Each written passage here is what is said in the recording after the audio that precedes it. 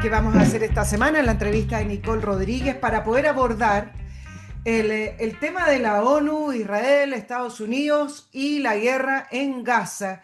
Y para eso estamos con el periodista español, corresponsal de varios medios de comunicación desde Israel, con Sal Emergui. ¿Cómo estás, Sal? Muchas gracias por estar desde Israel con nosotros por primera vez en la entrevista de Nicole Rodríguez y por contarnos de primera fuente la situación que se está viviendo allá en el Medio Oriente tan lejano a Chile. Bienvenido. Hola, gracias por tenerme. Antes de comenzar, algunos recordatorios. Les muestro de nuevo Oxibiota, este producto maravilloso que sirve para eliminar los malos olores. Los malos olores nos sirve abrir las ventanas, ventilar, porque se producen por las bacterias que descomponen la materia orgánica. Y esas bacterias hay que matarlas.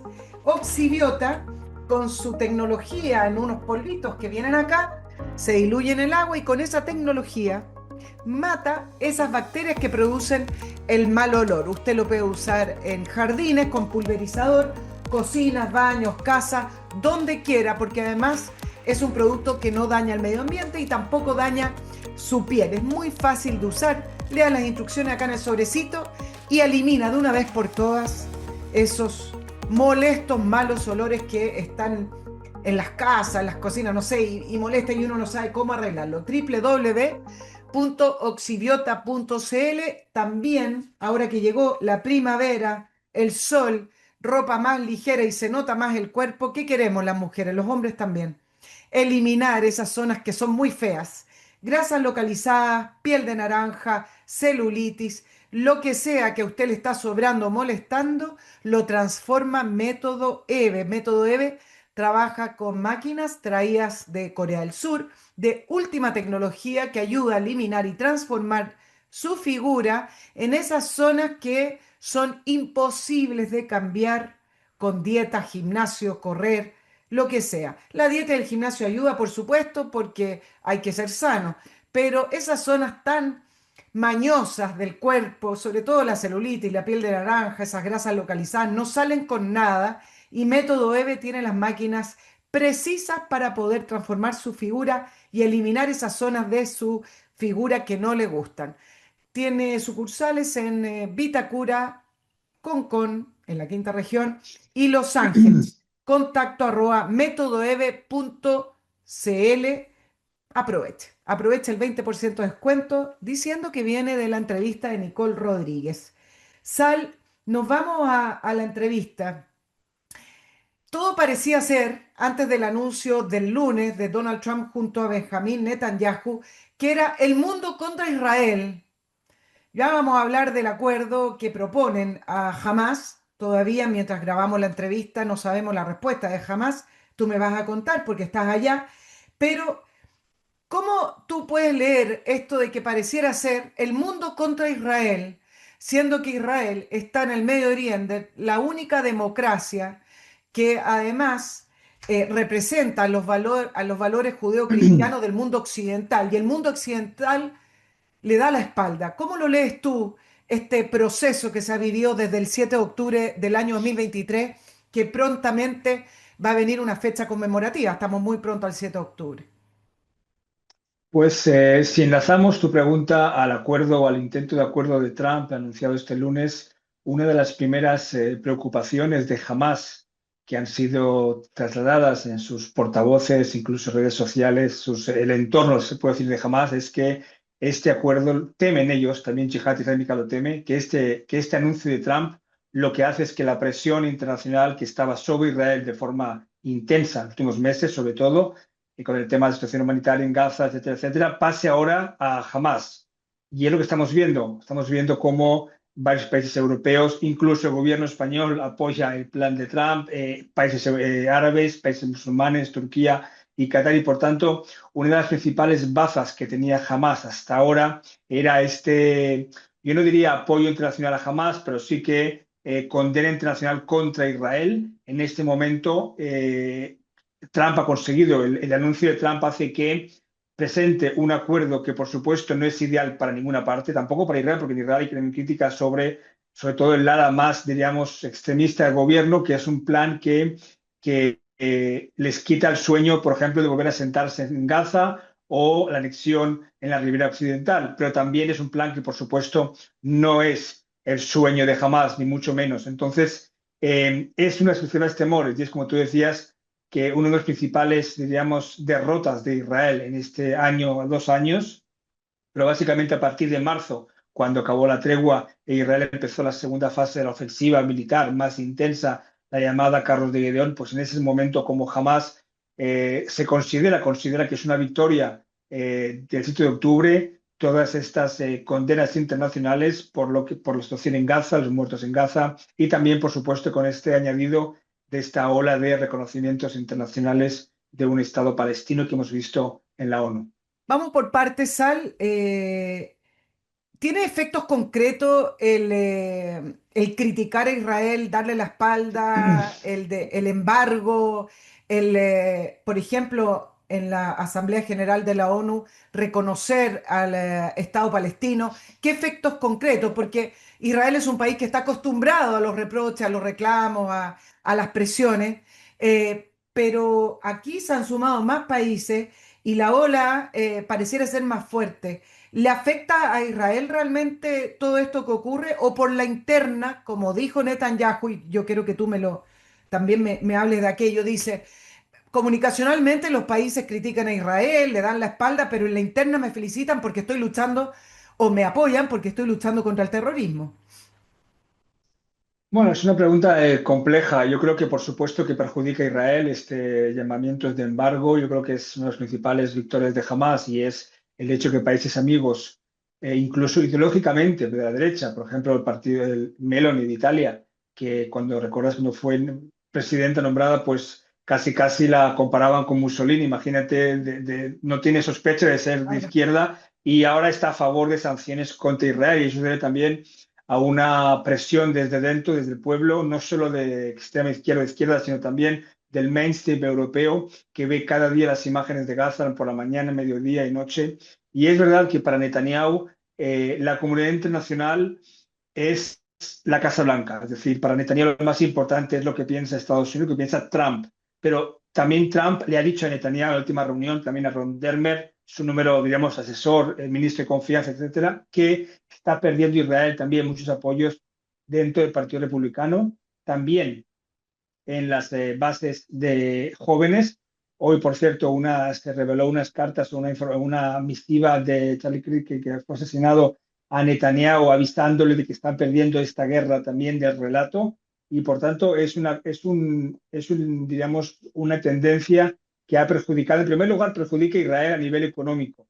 Hay lo que se llama un boicot silencioso. Yo escucho y veo cada vez más empresas israelíes que no es que haya un boicot de una empresa, diríamos, oficial, pero sí que les dicen, por ejemplo, no queremos productos israelíes, ya sea por ideología o ya sea por miedo al boicot o por miedo a amenazas, ¿no? Hay todo tipo de motivos. Luego está el embargo, es una anécdota, pero por ejemplo Eurovisión, el famoso concierto de música en Europa, competiciones deportivas y los israelíes también cuando viajan fuera, sobre todo de Europa, hay cada vez más actos, manifestaciones, incluso actos contra ellos de forma personal, jugadores de fútbol que van a jugar fuera, etcétera, etcétera. Entonces es un boicot que al final va a llegar a nivel tecnológico, económico, también militar. Recuerda que cuando Israel anunció la aprobación de la toma de control de la ciudad de Gaza el 8 de agosto, pues en ese momento, ese día, Alemania anunció un embargo de armas y esto aquí sí que provocó mucho, diríamos, una conmoción importante. Es verdad que Israel depende básicamente de Estados Unidos y es verdad que Israel puede vivir perfectamente sin los contratos con España, como es diríamos, en España se habla mucho de esto, ¿no? Pero toda esta ola va creciendo y al final perjudica a Israel y por tanto la única solución ahora mismo para Israel es que haya un alto el fuego, más allá del tema de los secuestrados, por supuesto, del tema también, y sobre todo con este acuerdo de Trump, que es un acuerdo, en mi opinión, que es bastante positivo para Israel. Más allá, un alto el fuego no va, diríamos, a convertir a los anti-israelíes en pro-israelíes, pero sí que puede, diríamos, calmar y reducir esta ola que tú hablas. Sal, pero ¿cómo te explicas que jamás entre a Israel, masacre a 1.200 personas, jóvenes principalmente, con actos, eh, prácticamente deshumanos, constatados, y unos meses de apoyo a Israel y de repente el mundo se vuelca en contra de Israel, entendiendo que se está luchando contra un grupo terrorista? ¿Solo se explica por esta avalancha comunicacional? ¿Es tan simple el tema? No, yo creo que hay que diferenciar. Hay países que desde el primer momento estaban contra Israel, haga lo que haga Israel, y sobre todo este octubre hablamos de los, básicamente, yo no hablo de los pueblos, sino hablo de los gobiernos Sí. actuales. El de Colombia, por supuesto, el de Chile, el de España tardó más, pero también hay un problema, hay proceso político, que la izquierda de Podemos y Sumar exige más a Pedro Sánchez, etcétera. Pero en primer lugar está este bloque, y luego está el bloque de países amigos de Israel que no entendían, después de casi 2 años, no entienden que continúe la guerra, teniendo en cuenta que también Israel es la segunda fase ofensiva desde marzo es bastante polémica y controvertida. Según los sondeos, la mayoría quería un alto el fuego para los rehenes, y entonces ahí ya va todo tipo de iniciativas, ya desde iniciativa del Estado palestino, que básicamente todo el mundo sabe que no es un anuncio que va a provocar que mañana el Estado palestino. Yo creo que es más bien una forma de estos líderes de un poco bajar la presión interna también, de un poco de impotencia al ver cómo Israel o Netanyahu no les hace mucho caso. Y si la pregunta es cuál es el motivo, también hay que tener en cuenta, y yo esto lo cuento en medios israelíes bastante. Y cuando me preguntan por qué hay tanto odio hacia Israel, por qué hay tanta, sobre todo en España, etcétera, yo les digo en primer lugar que la guerra que ven en Israel sobre Gaza no es la que ven en España. En España o en otros países en Europa, mañana, mediodía y noche hay informativos, telediarios, diarios, portadas, radio, y es toda la información de Gaza, de las imágenes de destrucción total, el número de cifras de muertos que da el Ministerio de Seguridad de Hamas, etcétera, etcétera. Y por supuesto, hay declaraciones de varios ministros de Israel que no ayudan mucho a convencer a aquellos que defienden a Israel, porque si, por ejemplo, y esto a mí me lo han contado diplomáticos israelíes, ellos van a una televisión y dicen la acusación de genocidio es una auténtica estupidez y una ignorancia, porque nosotros, si quisiéramos hacer un genocidio, tenemos la posibilidad y la fuerza de hacerlo en una semana, en menos de una semana, y no haríamos lo que hacemos, que es cada vez que atacamos, perdemos el factor sorpresa para pedir a la población que se vaya de ese lugar. Es decir, decimos a Hamas que vamos a atacar, es decir, están diciendo al enemigo que vamos a atacar, y entonces eso es, pero claro, luego me dicen, pero luego al día siguiente o a la siguiente hora, ellos escuchan que un ministro dice que hay que bombardear toda Gaza y hay que destruir, etcétera, etcétera. Que muchas veces es un consumo interno israelí, pero que no se traslada fuera como que Israel es la versión oficial de Israel. Entonces, hay una combinación de muchos aspectos y motivos: motivación política, motivación social, atmósfera social, motivación también que es una guerra realmente muy dura, devastadora en la franja de Gaza, y sobre todo es una guerra muy, muy, muy larga, y que al final las opiniones públicas, evidentemente lo que ven en televisión, llevan a tener los líderes a protestar. Claro, pero lo que me cuestiono es que en el mundo del periodismo, tú eres periodista, Sal, yo también, cómo es que jamás un grupo terrorista cuyo objetivo es sembrar el terror, su objetivo es establecer la yihad islámica, etcétera, cuente con la credibilidad para poder decir tantos muertos. Es decir, si alguien hace el ejercicio matemático de todos los muertos que ha anunciado e informa jamás, es mayor que la propia población que vive en Gaza. Entonces, ¿cómo es que en el mundo cobró tanta legitimidad un grupo terrorista? Me preguntas en calidad de representante del mundo, o no del diario El Mundo de Trabajo, sino el mundo en general. Es complicado, pero sí que es verdad que la fuente principal que toman todos los medios o mayoría de medios es la cifra que da el Ministerio de Sanidad, y se le suman las imágenes terribles que vemos en Gaza. La cifra que da Hamas del número de muertos ahora mismo en Gaza no es una. Israel, por supuesto, debate esta cifra, pero Israel, evidentemente, no puede dar una cifra exacta de los muertos en Gaza. Lo que sí es cierto es que según Israel, y esto Israel no lo dice, pero según las fuentes militares, hay más de 20.000 muertos que son de Hamas o gente armada, es decir, milicianos, combatientes como terroristas, gente armada. Eso lo dice Israel desde fuentes militares. Recuerdo a Levy, el ex jefe del ejército, antes de irse, hace 6 o 7 meses, dijo esto, que hemos matado a más de 20.000 eh, efectivos de Hamas. Esta cifra, por ejemplo, en los medios no se cuenta que de los 20.000. Entonces, es verdad que al final lo que cuenta es el relato de Hamas, pero sí que es cierto que hay decenas de miles de muertos y también un dato importante en ese sentido es la posición de la ONU, porque si te fijas, muchas veces se cita el Ministerio de Sanidad y se cita también que la ONU se cree o valora que son cifras exactas.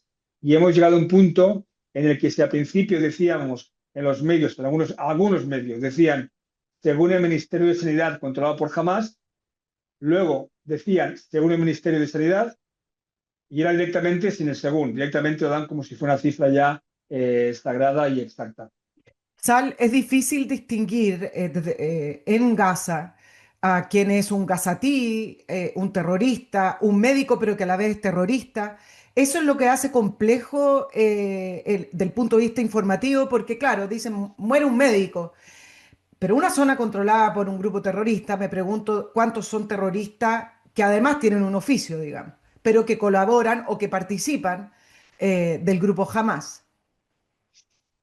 Es lo que dice el ejército israelí. El ejército israelí, cuando yo entro en Gaza a veces en portada con el ejército o cuando cuentan que en cada 2, 3 casas hay armamento, que muchas veces civiles van a un lugar, a un túnel, lo que sea, salen, es decir, son civiles o no son civiles. En ese sentido que hay, es verdad que por eso es difícil ahora mismo saber el número exacto de civiles muertos, el número exacto de gente de Hamas y el número, por ejemplo, el número exacto de quiénes son de Yihad Islámica, de Hamas y de otros grupos o milicias que son contrarias a Hamas, o, por ejemplo, cuántos de ellos han muerto por misiles de Hamas o en combates, y esto se suma a la cifra total que se ha de muertos, y no hay duda de que Israel, más allá de que yo esté, y puedo decir, y eso es evidente, los israelíes lo dicen, que han empleado un nivel de fuego que no han empleado nunca antes en la historia de Israel. ¿Por qué?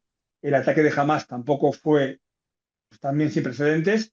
Es verdad que es una guerra urbana, se puede decir, una guerra muy, muy difícil, prácticamente imposible, donde la población y el brazo armado están realmente mezclados. Ahora, por ejemplo, en la ciudad de Gaza, cuando hubo la operación, se sabe que muchos miembros de Hamas han huido, se han ido con la población civil a la zona del sur. Es decir, no quieren combatir, sino saben que es mejor que pase la tormenta, como dicen, irse normalmente como civiles al sur y de ahí, diríamos, esperar.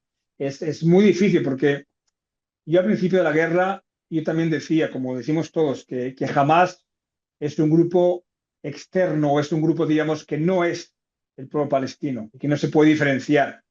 Pero es indudable, y eso la gente de Hamas lo dice, la gente de Fatah lo dice, que Hamas no es como Daesh en Siria o en Irak, si te acuerdas los legionarios que vienen de fuera, de Gran Bretaña, etcétera, sino que son gente que viene de la base, de raíz del pueblo, es decir, Hamas es también la mezquita, Hamas es también la educación, Hamas es mucho en Gaza, Hamas controlaba la zona de Gaza de forma con una mano de hierro total y represiva desde el 2007. Claro, Sal, tú has estado en Gaza reporteando. ¿Qué ves tú en Gaza? ¿Cómo se ha comportado la población que no está ideologizada con el grupo terrorista? ¿Qué ves tú? Y también explícame, aprovecho de hacerte dos preguntas en realidad. Se decía que con la superioridad militar que tiene Israel, deberían haber podido hace mucho tiempo traer a los rehenes, algo que no han podido.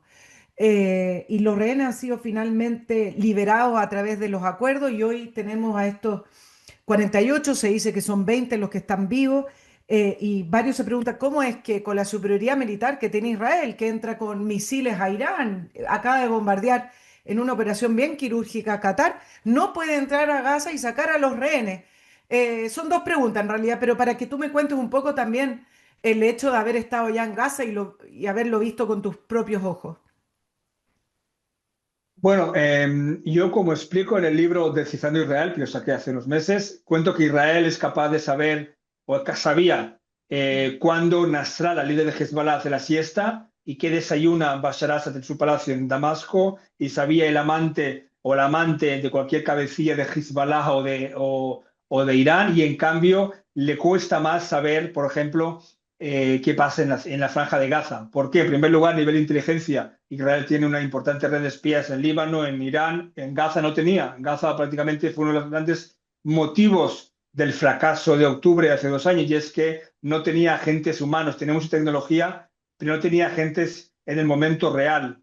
En segundo lugar, aunque tengas un ejército mucho, mucho más grande y poderoso, al final, y sabes exactamente, por ejemplo, dónde están los rehenes, es muy difícil un rescate, porque cuando haces un rescate es muy posible que estos sean asesinados, como hubo un caso. Es decir, es muy difícil y aunque Israel sabe más o menos dónde están algunos de ellos, no hace esta operación básicamente porque sabe que puede arriesgar sus vidas de forma clara. La gran pregunta es cómo Israel, con todo su poderío militar, no ha podido acabar con Hamas en 2 años, más que los rehenes. Y en ese sentido hay que decir que Hamas es un grupo que antes de 7 de octubre era un mini ejército y Israel consiguió acabar con este mini ejército que estaba dividido en divisiones como casi como Israel y ahora es un grupo terrorista que trabaja en guerrillas, trabaja diríamos como antes, que es más difícil doblegarlo y por tanto sí, yo espero que no, pero si esta guerra continúa a Israel le va a costar mucho tiempo acabar con Hamas porque, como decía antes, ya han muerto, como dice Israel, 20.000 miembros de Hamas, pero Hamas ha logrado reclutar a otros 20.000. Es decir, dado que no hay dinero en Gaza, pues si Hamas tiene dinero y ofrece y también está el sentimiento de venganza por lo que ha hecho Israel en estos 2 años y por tanto a Hamas es fácil. Es verdad, y te digo yo a tu primera pregunta, que hay un movimiento cada vez más anti-Hamas en la franja de Gaza. Al principio, por supuesto, no se atrevían, eso es evidente. Antes de octubre, quien protestaba contra Hamas acababa muy mal, disparos en las piernas o asesinado. Y cada vez más hemos visto más protestas porque han visto que Hamas ha llevado a su pueblo a una de catástrofe. Yo no digo que son pro-israelíes, al revés, yo creo que no, porque lo que ha hecho Israel en 2 años les va a provocar durante unas generaciones y generaciones un sentimiento de venganza contra Israel. Pero también al mismo tiempo digo que el apoyo a Hamas en la franja de Gaza se ha reducido de forma enorme porque, en primer lugar, el efecto que hay en Gaza destruida y, en segundo lugar, también, como decían siempre, nosotros, los civiles, estamos aquí sufriendo todo y, en cambio, ellos están o en los túneles protegidos debajo de la tierra o en los hoteles de Doha, en Qatar. ¿Quién sigue apoyando a Hamas y quién le ha estado transfiriendo recursos y dinero para rearmarse? ¿Es simplemente Qatar o aquí hay más actores con intereses? No, sí, bueno, ahora mismo, durante la guerra, jamás, evidentemente, se ha hecho también, ha seguido ganando, digamos, teniendo dinero también a través de la ayuda humanitaria, a través de vender los productos a un precio mucho más elevado y como la gente no puede más, pues tiene que comprarlos. Pero es verdad que Qatar, Irán también tenía, por supuesto, una importante aportación económica a Hamas, pero desde el 7 de octubre, evidentemente, eso se ha frenado. Ahora mismo la gran pregunta es si hay este acuerdo, si no hay, pero qué pasará después, qué pasará, quién va a invertir en la franja de Gaza, porque normalmente quien invierte es el que manda o el que tiene más influencia. Y la gran pregunta es si será otra vez Qatar, incluso Turquía, que son, recordemos, dos países de los hermanos musulmanes a nivel internacional que apoyan a Hamas, o en cambio el lado de Arabia Saudita, Emiratos Árabes Unidos, que por un lado condenan totalmente los ataques de Israel, pero por otro desean, y siempre lo han dicho en privado también, acabar con Hamas, porque para ellos Hamas es también parte del bloque enemigo.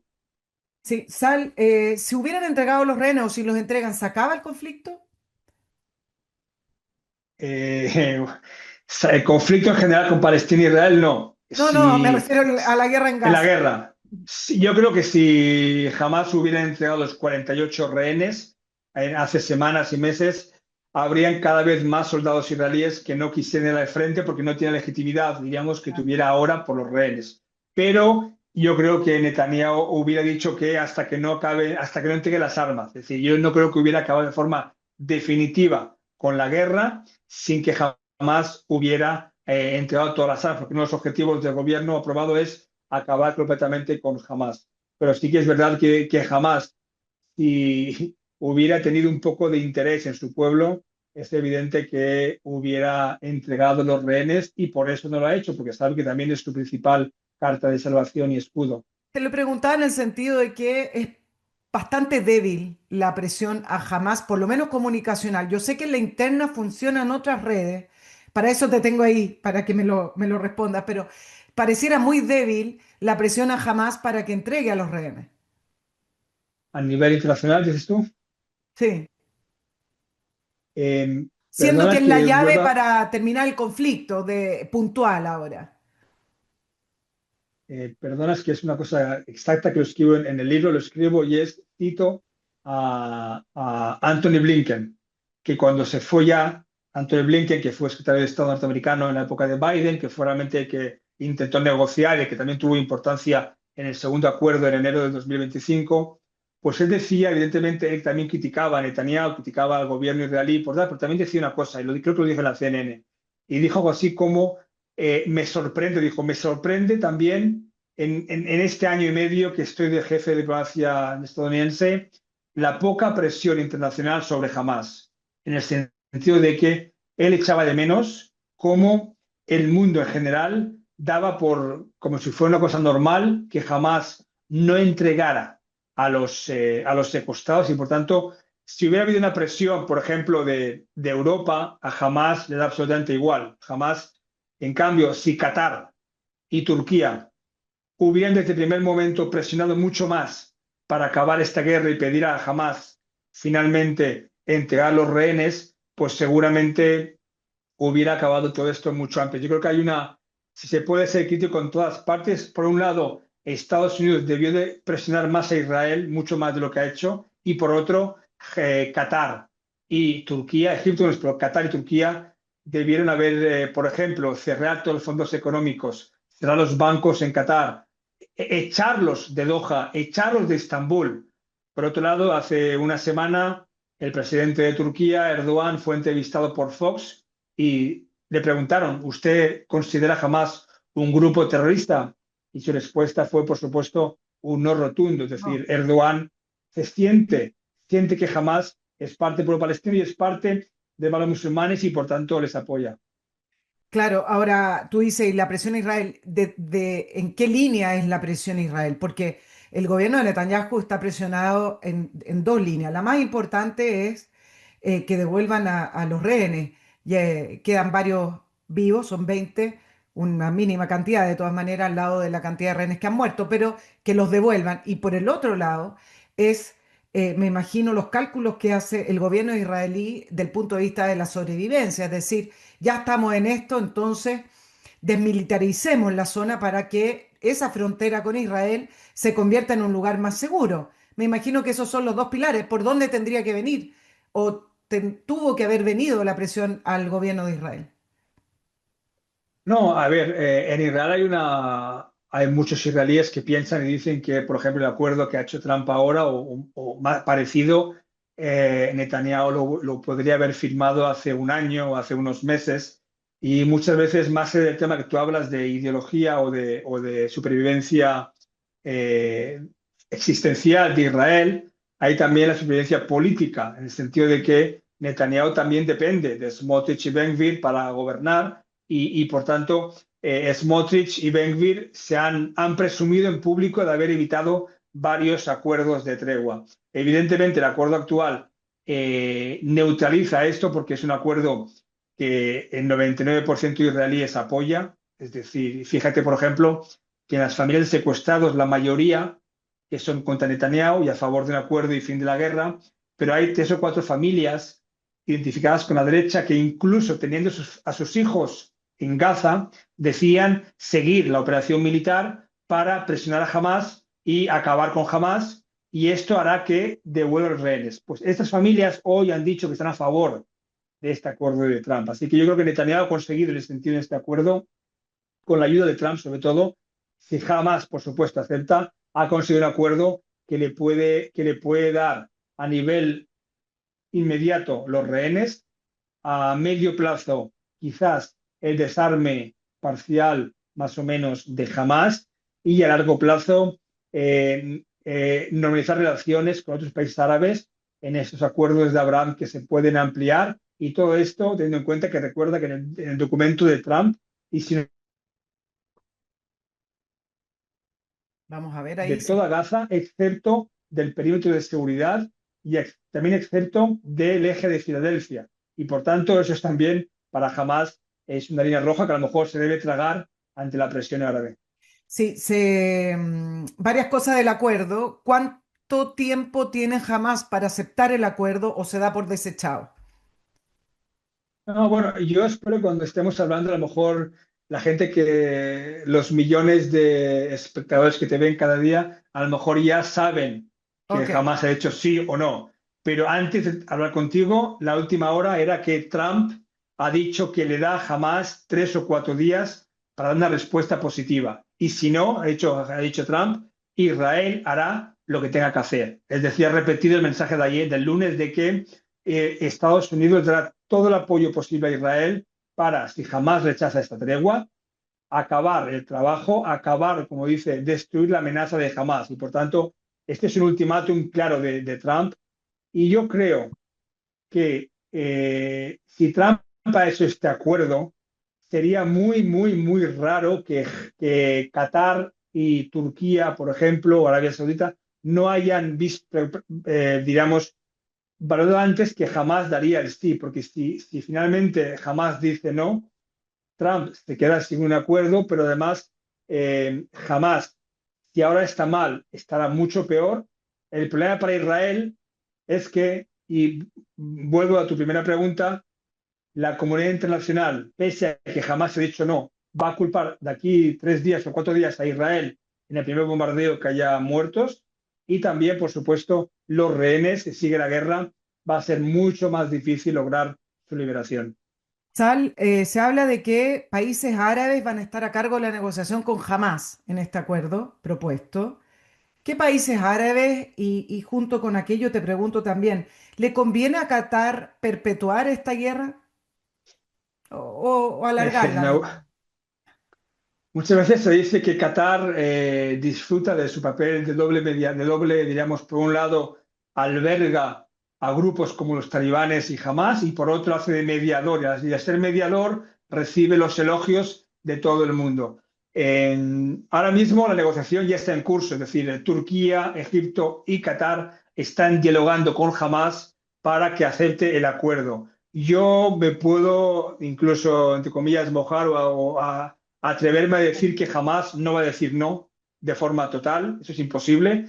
Sí, quizá puede decir sí, pero, y el pero es varios tipos de exigencias a nivel de garantías de un acuerdo definitivo, todo tipo de pequeñas cosas, pero yo creo que jamás, no es que a lo mejor quiere, jamás, evidentemente es un acuerdo que no le va jamás, pero jamás no puede no puede decir no de forma total porque dice no a los países árabes, países musulmanes y también a muchos gazatíes que dicen que da igual el acuerdo, hay que firmar para acabar todo esto.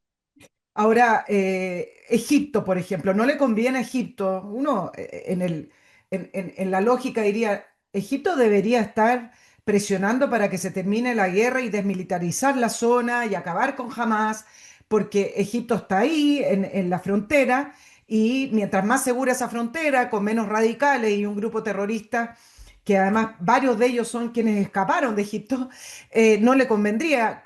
¿Qué rol ha tenido Egipto que ha estado tan callado, Sal, en estos 2 años? Bueno, callado para las La, noticias tradicionales, no sé si en la zona en realidad, tú me podrías contar.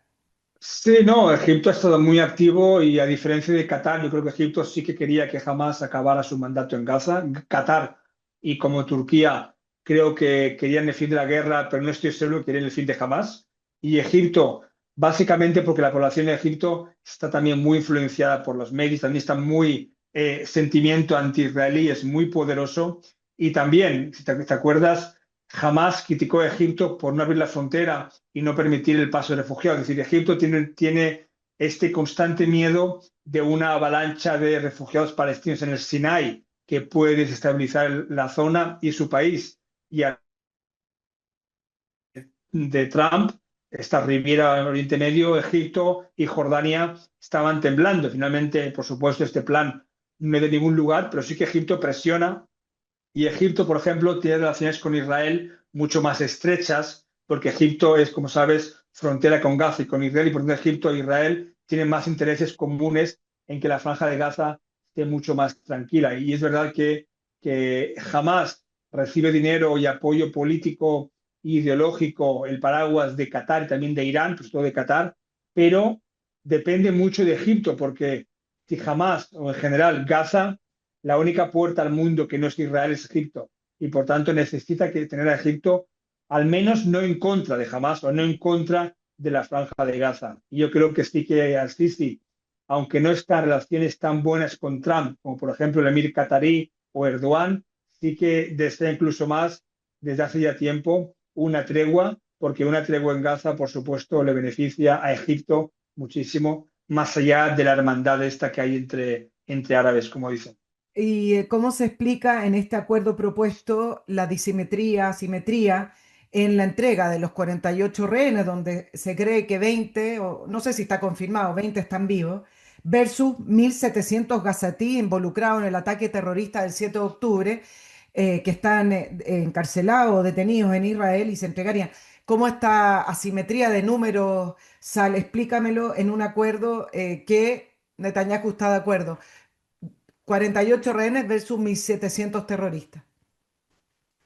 En primer lugar, son 1.700, pero no son los que hicieron el ataque, sino son detenidos durante la ofensiva en Gaza. Ah, ok. En segundo lugar, en este caso lo importante no son ellos, lo importante y lo que duele mucho en Israel, y sobre todo es lo que diríamos es un precio a pagar, pero es un precio seguramente el más importante que va a pagar Israel, son 250 presos palestinos con cadena perpetua. Es decir, son presos pesados que han hecho atentados terroristas, que están ahí en la cárcel desde hace años hasta que se mueran y van a ser libres. Entonces, ahí sí que va a haber un trauma, incluso imagínate las familias de los asesinados terroristas, atentados, etcétera, etcétera. Ahí es el punto clave, pero la simetría es ya habitual. Recuerda que el propio Netanyahu liberó a 1.027 presos palestinos, entre ellos Yahya Sinwar, el líder de Hamas futuro y cerebro del 7 de octubre, a cambio de una sola persona, el soldado Gilad Shalit, en 2011, que fue secuestrado en 2006. Es decir, normalmente desde los acuerdos de Gibril en el 85, Israel paga en una moneda muy, muy alta a nivel de porcentaje y de proporciones comparado con el número de rehenes o secuestrados que recibe. Claro, solo me lo pregunto desde el punto de vista global.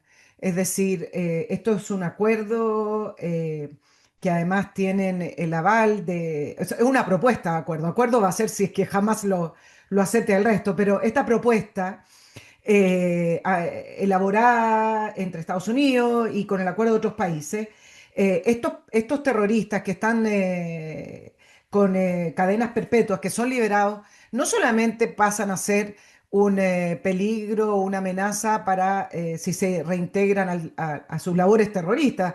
No es para Israel, es para el mundo, es para Europa, que tiene atentados terroristas también en sus propias capitales. Por eso me cuestiono el por qué en estos acuerdos, que también ocurrió en las primeras liberaciones de rehenes, está esta simetría de números liberando terroristas.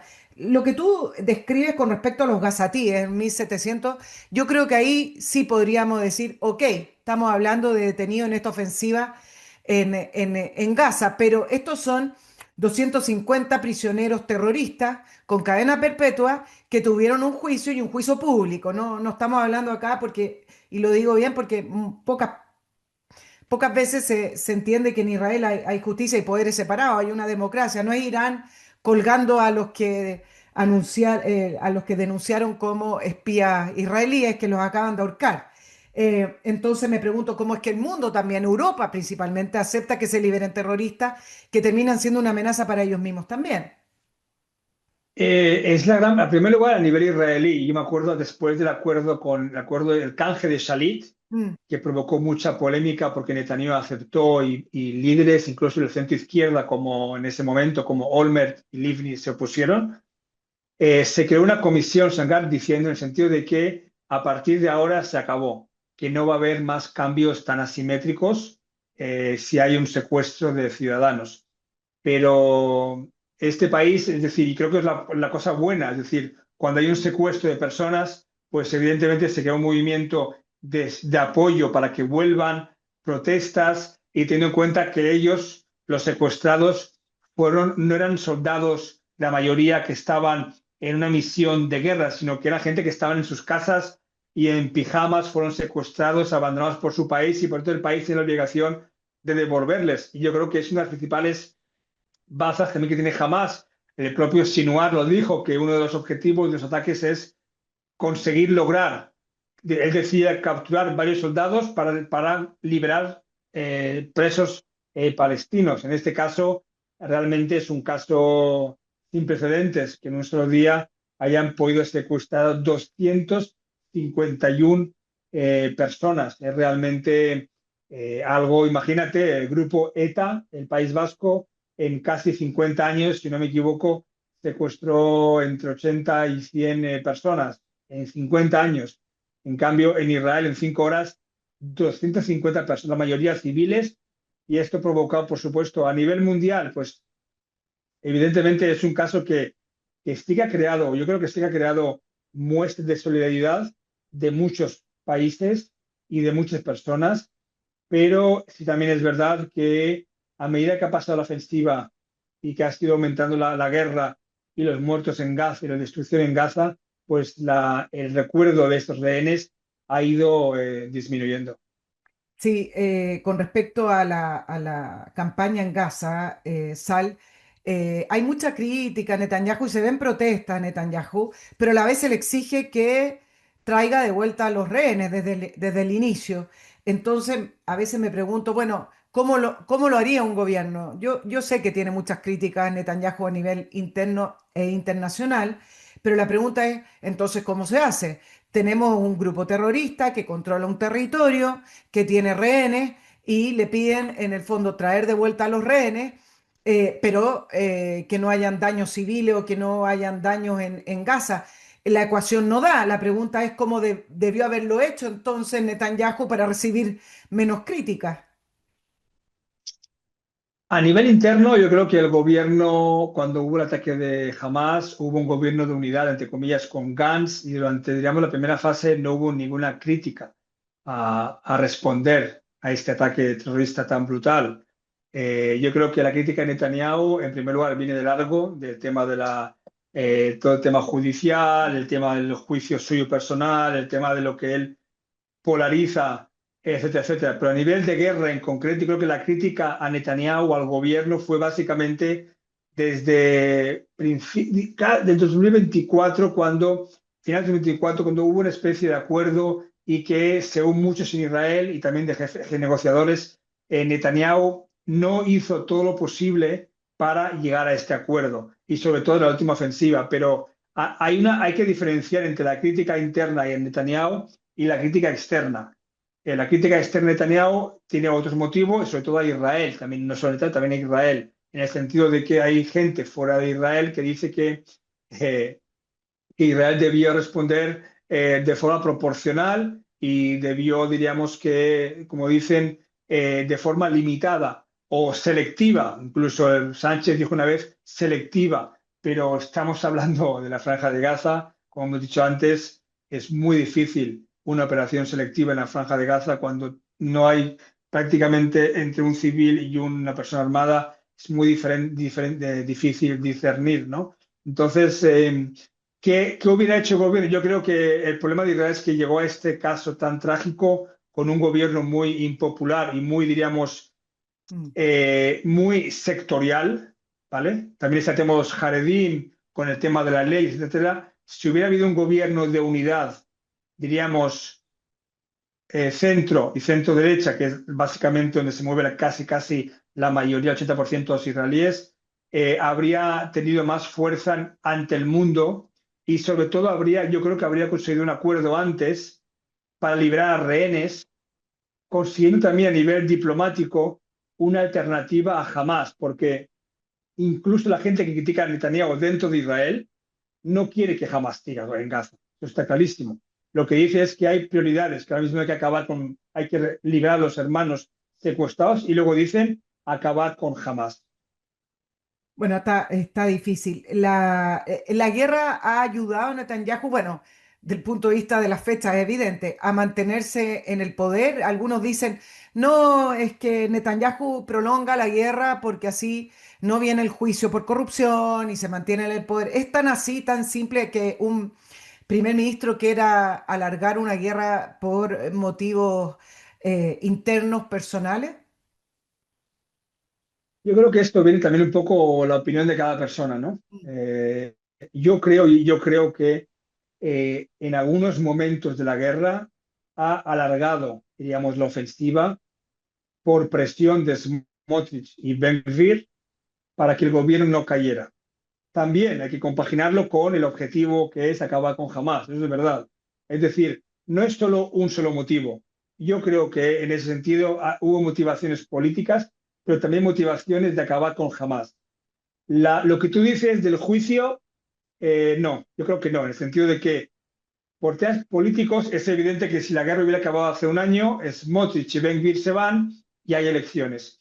Pero el juicio, y la gente no entiende, el juicio es un juicio que va a seguir con o sin guerra. Y Mm. es más, hemos llegado a un punto de que a Netanyahu o le odian o le aman de tal forma que incluso un acontecimiento histórico o increíble como el ataque a los objetivos nucleares y militares de Irán no cambió mucho a nivel de sondeos. Es decir, y por tanto, Netanyahu va a seguir o no va a seguir, no es en función del juicio, y es más, el juicio eh, se ha demostrado no le quita poder político en sondeo. Es decir, la gente que cree en Netanyahu no va a votarle más o menos por si el juicio sigue o no sigue. Es más, el juicio muchos creen que es una injusticia y le apoyan por esto, porque creen que el establishment está contra Netanyahu. Así que yo no creo que haya seguido la guerra por el juicio.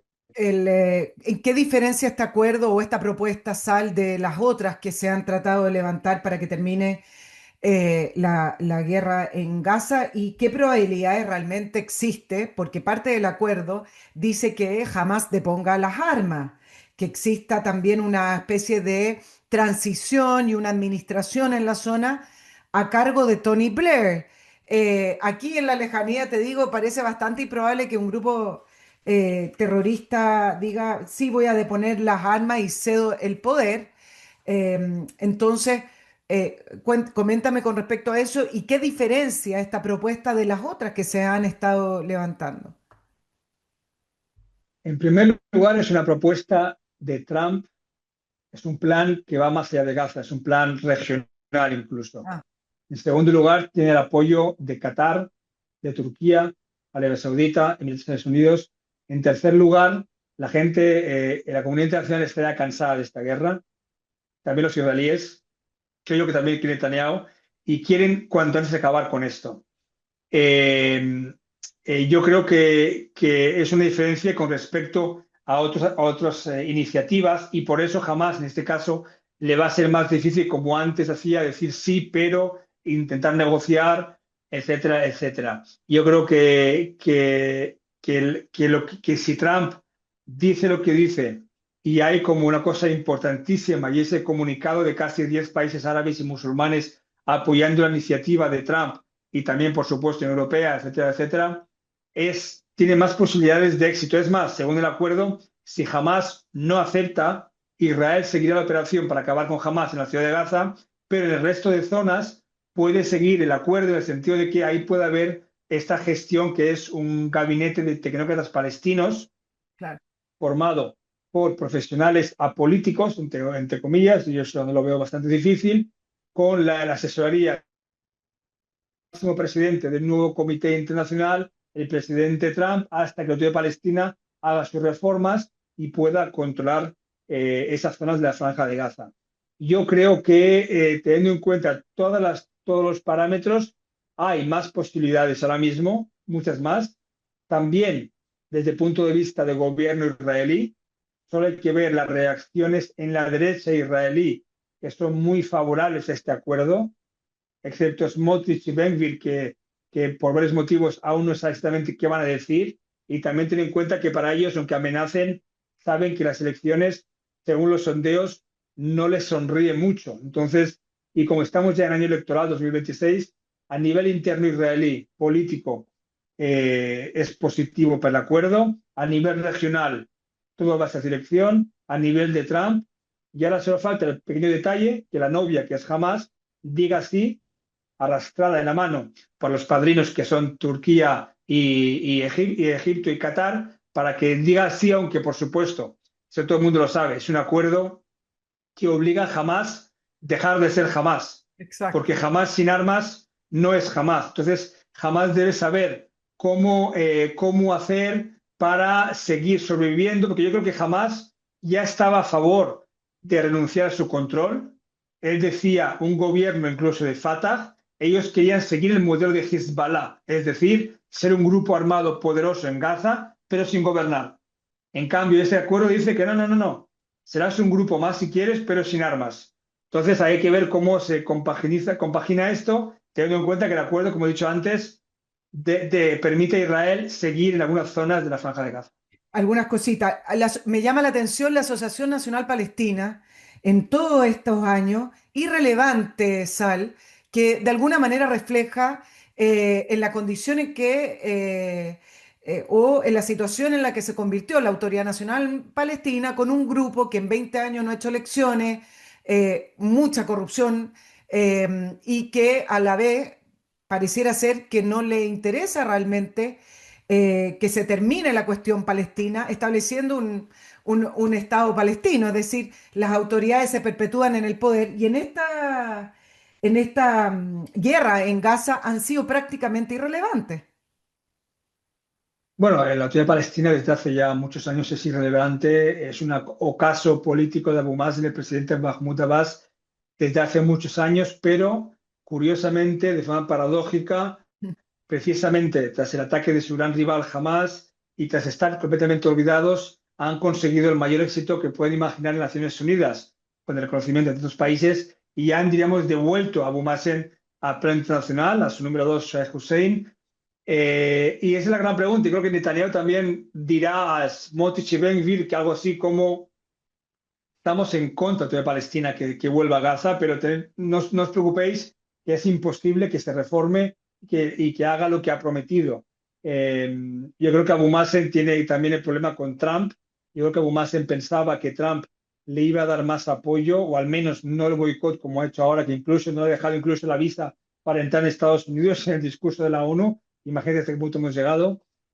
Así que ahora mismo fíjate, por ejemplo, que la Autoridad Palestina se apresuró a elogiar la iniciativa de Trump, Claro. algo realmente increíble. Y por tanto, es verdad que va a tener un papel, oculto o no oculto, pero va a tener un papel y es evidente que veremos qué pasa también en la ribera occidental. Claro, lo que pasa es que además Mahmoud Abbas tiene 89 años, eh, por lo tanto su liderazgo ya va de salida y se reconoce al Estado palestino, pero ¿con quién se conversa, Sal? Es decir, se reconoce y bien, ok, ¿con quién hablamos?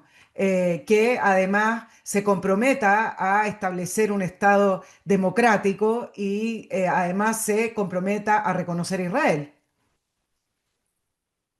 Sí, bueno, el Estado palestino ahora mismo está muy potente en el papel, en las declaraciones, pero menos en el terreno.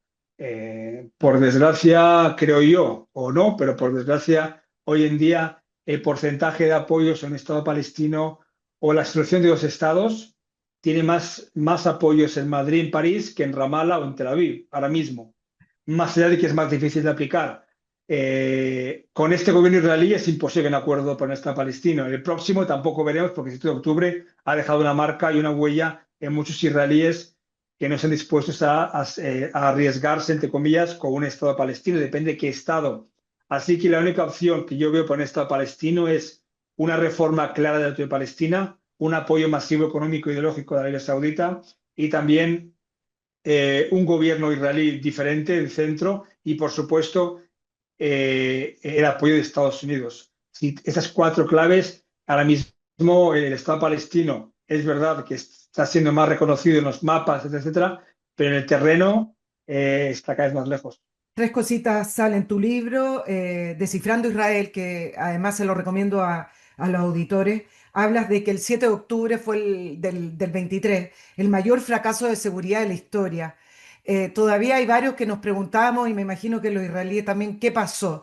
Hay algunas explicaciones técnicas, como decir, bueno, no había un contingente militar humano custodiando la frontera, pero ¿qué pasó en un país que su principal objetivo es la seguridad? Conociendo sus fronteras, se le filtra estos terroristas de una manera muy básica, muy precaria, con camionetas y entran a territorio y masacran a 1.200 personas tomando 250 rehenes. Eh, ¿Hay alguna explicación que pueda dejar conforme a los israelíes y que, del punto de vista de seguridad, se pueda analizar en las academias de militares? Hombre, esta pregunta merece realmente una conferencia de 5 horas o seis Claro. horas o un día entero, pero yo creo que en primer lugar, solo por esa pregunta, Israel necesita una comisión estatal de investigación y el fallo fue táctico y digamos, estratégico. Táctico, por supuesto, el tema militar, hubo información, hubo alertas, la tecnología estaba ahí en el sentido de que jamás iba a preparar algo, pero se interpretó de forma equivocada esta información. Error táctico, por supuesto, el despliegue de seguridad en la frontera. Imagínate que fue tan grave la defensa vulnerable que en el libro lo cuento. Mohamed Def, el jefe del brazo armado, estaba a las 3, 4 de la mañana a punto de dar la orden y cuando preguntó a su gente en la frontera qué pasaba, qué veían en el otro lado de la frontera, decían que no pasaba nada. Entonces, Mohamed Def, el jefe del brazo armado de Hamas, estuvo a punto de anular el ataque, la operación ataque, porque pensaba que era una estrategia israelí, una emboscada, una trampa israelí, porque él no podía entender que el Sahel poderoso, tan fuerte, tendría la frontera tan, diríamos, poco defendida. Desde el punto de vista estratégico, eso ya saluda mucho el tema de que en Israel, tanto Netanyahu como la cúpula militar estaban convencidos de que jamás estaba disuadido, de que jamás diríamos, estaba ya prácticamente conformándose con ser un gobierno preocupado de su gente, el tema de trabajadores palestinos en Israel, etcétera, y había aparcado, entre comillas, su faceta o su cara yihadista, que por supuesto y por desgracia se reveló de forma cruel y brutal en las primeras horas del 7 de octubre. Tú has cruzado a Gaza, Sal, y quiero saber qué es lo que ves cuando cruzas a Gaza. Y te lo pregunto en la línea de lo comunicacional.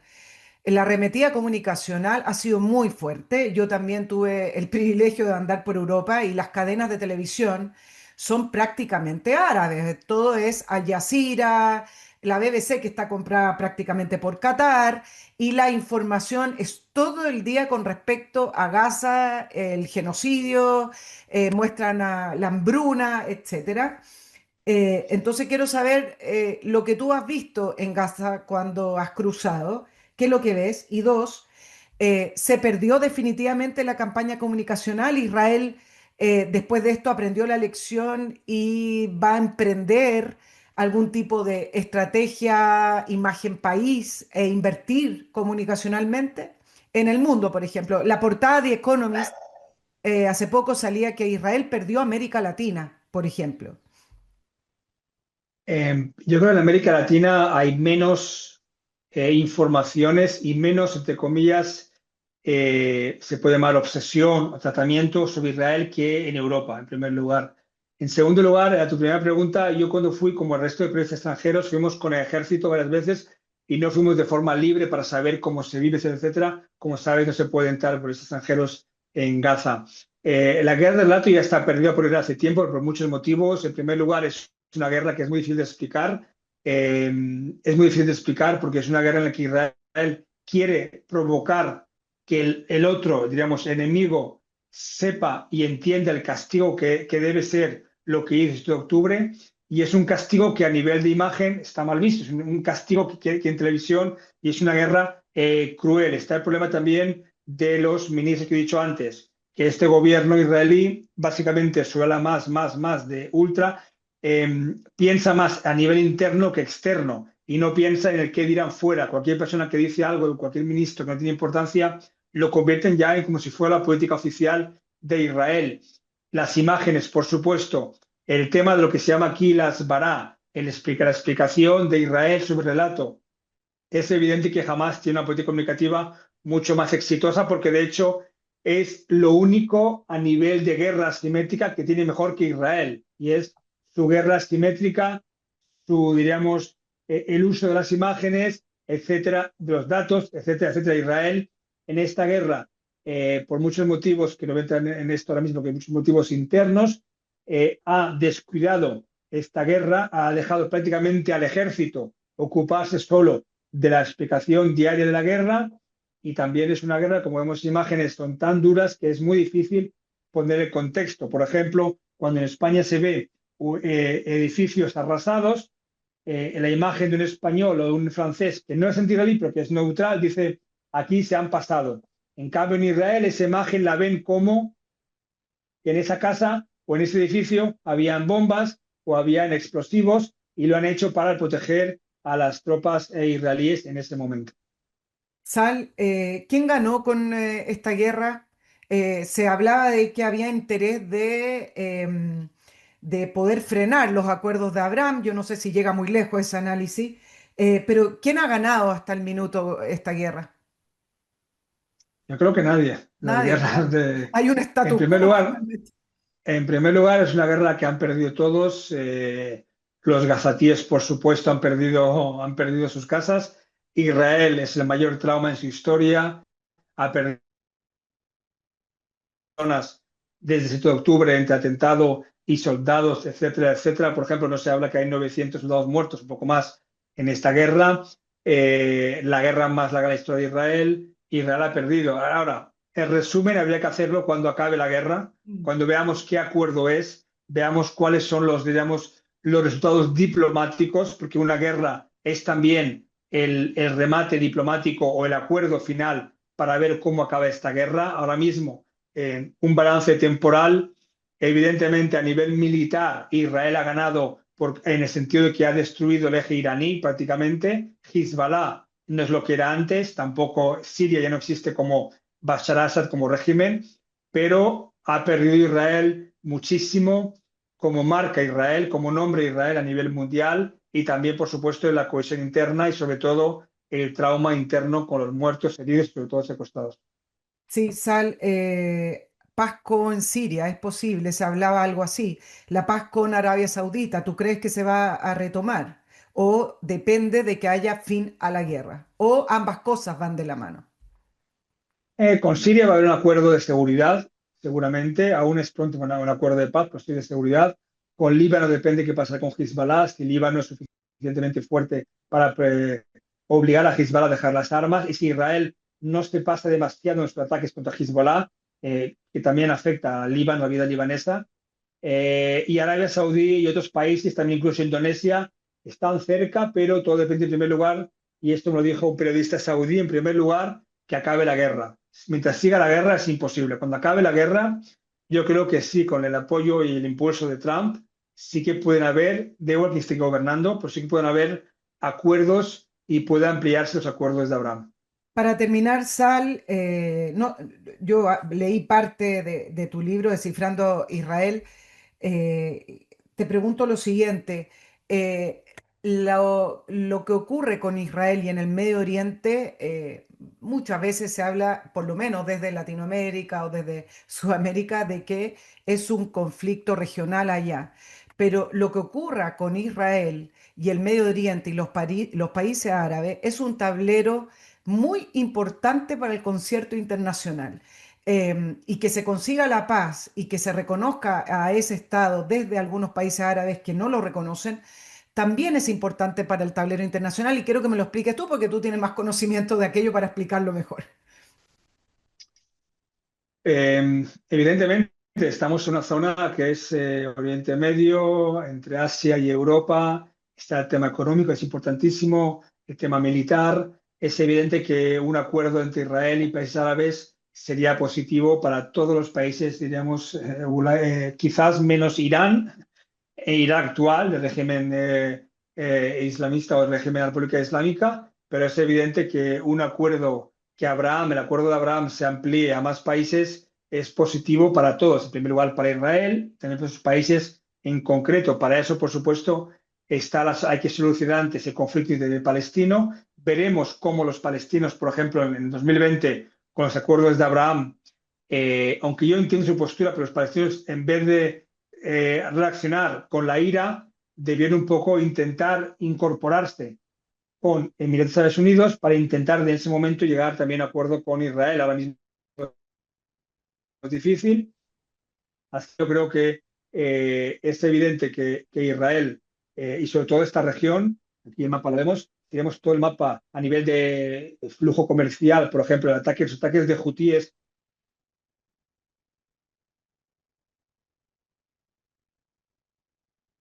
Vamos a tratar de retomar ahí con Sal a ver si logramos retomar el Zoom. Si no,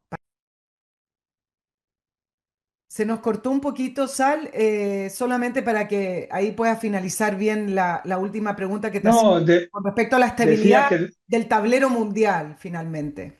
sí, decía que un ejemplo es que los hutíes atacaban el paso fronterizo, el paso, digamos, el Murso y todo el paso militar, la fundamental vía comercial marítima. Evidentemente, con bienes económicos no solo para Egipto, también para Israel, el puerto de Ashdod, el puerto de Eilat, sobre todo. Si todo esto se estabiliza, será bueno para Israel y para los países árabes y para la región. Y de la misma forma que un acuerdo entre Rusia y Ucrania es bueno para Europa, un acuerdo entre Israel y los países árabes con un reconocimiento mutuo de toda esta zona será bueno para Oriente Medio, pero sobre todo también para todo el mundo. Sale Mergui, periodista español, corresponsal ahí de varios medios de comunicación informativos y con un libro muy, muy importante para poder entender a este país del Medio Oriente, el más criticado, el más observado, el menos conocido, como él Como digo mismo. yo, como digo yo, el problema es que se habla mucho de los israelíes, pero se habla poco con los israelíes. Y es un país que yo digo que no es ni lo impoluto que unos piensan, ni tampoco el demonio que otros dicen, sino que es un país complejo que hay que conocer y después de conocer, analizar, informar y opinar. Descifrando Israel se llama el libro, claro, un país además cosmopolita, un país muy diverso, donde se juntan varias religiones. Hay una población árabe importante, una población judía evidentemente importante, cristianos también, varios que han también escapado de Belén, porque en Belén se han reducido la población cristiana, donde no han podido tampoco poder ejercer sus tradiciones culturales y religiosas. Un país complejo y un país que vale la pena entenderlo en este tablero de regional tan convulsionado. Sale Mergui, te espero para una próxima oportunidad. No sabemos si jamás va a aceptar el acuerdo, pero lo pusimos ahí en punto suspensivo para que no quede mal la información, ¿no es cierto? Pero esperemos que esto llegue a un fin ya en una nueva conmemoración del 7 de octubre del año 2023. Que tengas para ti una buena noche, Sal. Gracias. Que estés muy bien. Chao, chao.